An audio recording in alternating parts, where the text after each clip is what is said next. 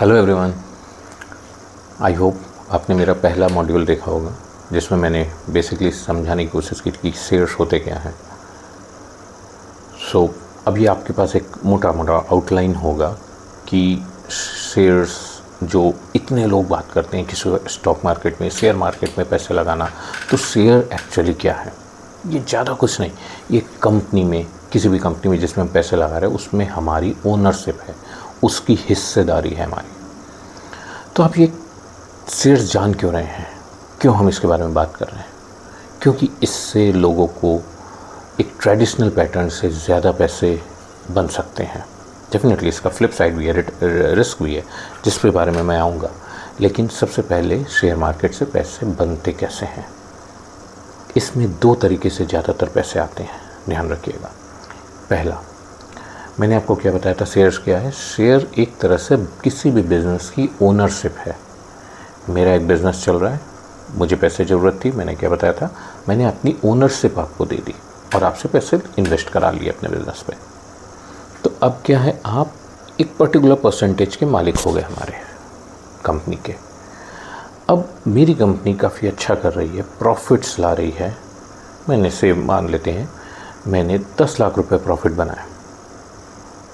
तो मैं सबसे पहले क्या बोलूँगा, मैंने 3 स्तंभ बताए थे, आइडिया, कैपिटल और मैन पावर। तो मेरे मैन पावर के खर्चे हैं, मेरे और एक्सपेंसेस हैं, ये सब मीट करने के बाद मेरा प्रॉफिट्स बचता है। मैं बिज़नेसमैन हूँ, मेरे प्रॉफिट्स बचता है।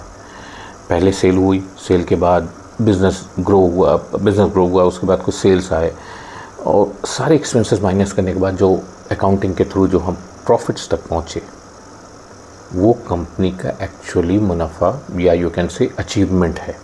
उसी के लिए बिजनेसमैन बिजनेस डालता है, ज़्यादा से ज़्यादा प्रॉफिट हो। अब आप क्योंकि उसके हिस्सेदार हैं तो आपको भी प्रॉफिट का हिस्सेदार है। अब dividend is the first form जो कि शेयर का सबसे पहला अर्निंग होता है। डिविडेंड है क्या? डिविडेंड एक तरह से समझ लीजिए इज़ अ डिस्ट्रीब्यूटेड प्रॉफिट्स। जो प्रॉफिट्स हम डिस्ट्रीब्यूट करते हैं, बांटते हैं शेयर होल्डर्स में, उसे डिविडेंड कहा जाता है। सो मेरे बिज़नेस में सेल्स हुई, सेल्स के बाद मैंने सारे एक्सपेंसेस माइनस किए, चाहे वो मैन पावर का हो, चाहे ऑपरेशनल एक्सपेंडिचर, एडमिनिस्ट्रेटिव एक्सपेंडिचर, तमाम तरह के जो भी एक्सपेंसेस है माइनस करने के बाद मुझे प्रॉफिट मिला। प्रॉफिट जब आया उसमें कुछ हिस्सा मैंने रोका, क्योंकि मुझे बिज़नेस को हो सकता है ग्रोथ भी कराना है, आगे एक्सपेंड करना हो, तमाम और तरह के प्रोविज़न्स रखने के बाद मैंने बाकी का हिस्सा प्रॉफिट क्या सोचा कि मेरे जो शेयर होल्डर हैं, जिन्होंने हम पे भरोसा किया था, उनको पैसे रिटर्न करने हैं। ये जो मैं पैसे रिटर्न करूँगा, इससे डिविडेंड कहा जाता है। तो जब भी आप शेयर मार्केट में इन्वेस्ट करते हैं, आपको सबसे पहले क्या है, एक पीरियोडिकली आपको पैसे वापस मिलते हैं उस कंपनी के थ्रू, जो कि एक तरह से उस कंपनी का profits divided among the share holders है, जैसे डिविडेंड कहते हैं। कंपनी के रिजल्ट्स, ध्यान रखिए, क्वार्टरली डिक्लेयर होते हैं। जैसे आप लोग बचपन में जब पढ़ते थे, आपके हाफ ईयरली होते थे, एनुअल एग्ज़ाम्स होते थे, आपके रिजल्ट्स आते थे। कई लोगों के हर मंथ टेस्ट होते थे, यूनिट टेस्ट, हर टेस्ट के बाद रिजल्ट्स आते थे। कंपनी भी अपनी परफॉर्मेंस डिक्लेयर करती है और एज़ पर से भी उन्हें हर 3 महीने में, हर क्वार्टरली, अप्रैल में जून का, जून में के बाद जुलाई में डिक्लेयर करना होता है, जुलाई अगस्त सितंबर, इन 3 क्वार्टर का अक्टूबर में डिक्लेयर करना होता है। इस तरह से क्वार्टरली उनको अपने रिजल्ट्स डिक्लेयर करने होते हैं। हमारा फाइनेंशियल ईयर कहाँ से कहाँ तक, अप्रैल से मार्च तक आपको पता है चलता है। तो उसमें 3-3 मंथ्स का, एक क्वार्टर का रिजल्ट। और जैसे ही रिजल्ट्स डिक्लेयर हुए, कंपनी साथ के साथ डिविडेंड भी डिक्लेयर करती है। तो आपको हर क्वार्टर एंडिंग पे जब रिज़ल्ट डिक्लेयर हो, आप उम्मीद कर सकते हैं अगर कंपनी प्रॉफिट में जा रही है तो आपको रिटर्न्स आएंगे। जो ज़्यादातर ब्लू चिप कंपनीज़ हैं, जो कंसिस्टेंट प्रॉफिट बनाती जाती है, वो अपने शेयर होल्डर का सबसे पहले ध्यान रखती है और उनको अच्छा खासा डिविडेंड प्रोवाइड करती है। तो dividend is the distributed profits, profit जो बट गया।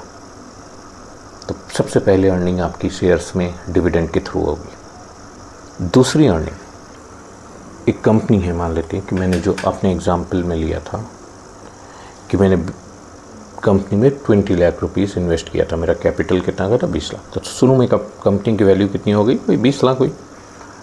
हर साल के साथ कंपनी में प्रॉफिट्स आने लगे, बहुत ज़्यादा आने लगे, तो 5 साल बाद हो सकता है लोगों ने उसको बहुत ऑप्टिमिस्टिकली देखना शुरू किया। इस कंपनी में बहुत बेनिफिट हो रहे हैं, इसकी कीमत ना हो तो 1 करोड़ होगी ज़रूर, आज अगर कोई बेचता है तो। इसी तरह अगर 20 लाख की चीज़ 1 करोड़ हो गई, मेरे मतलब पूरे कंपनी की वैल्यू 20 से बढ़ के उसके 5 गुना हो गई, 1 करोड़ हो गई, तो शेयर के प्राइजेस भी उसी तरह से बढ़ते हैं।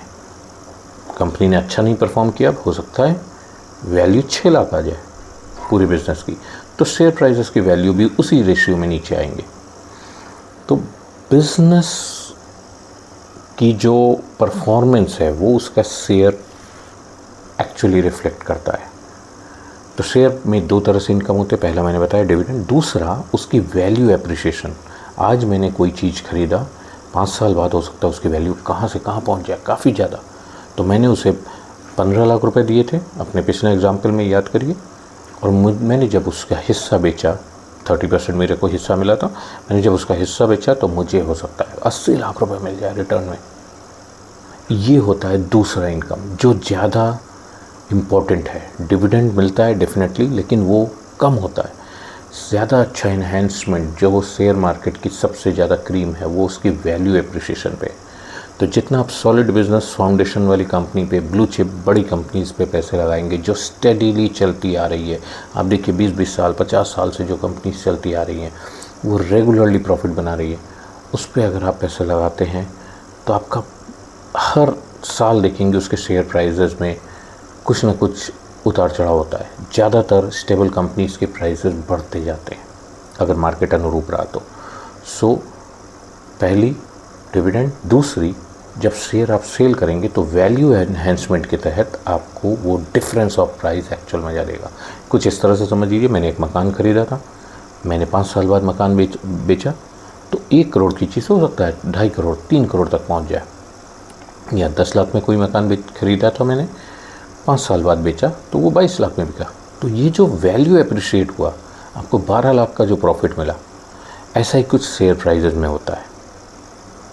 जब आपने शेयर ख़रीदा तो वो हो सकता है 100 रुपये का रहा हो, जब आपने 5 साल बाद बेचा तो वो बढ़ के हो सकता है 250-300, क्या 10,000 भी हो सकता है। सो इस तरह से 2 तरह की अर्निंग मिलती है शेयर प्राइजेस पे। पहली थ्रू प्रॉफिट्स, कंपनी को प्रॉफिट हुआ वो डिवाइड हो गया, दूसरा कंपनी का वैल्यूएशन कैसे बढ़ रहा है उसकी वजह से शेयर वैल्यूएशन बढ़ता है और हमें रिटर्न मिलता है।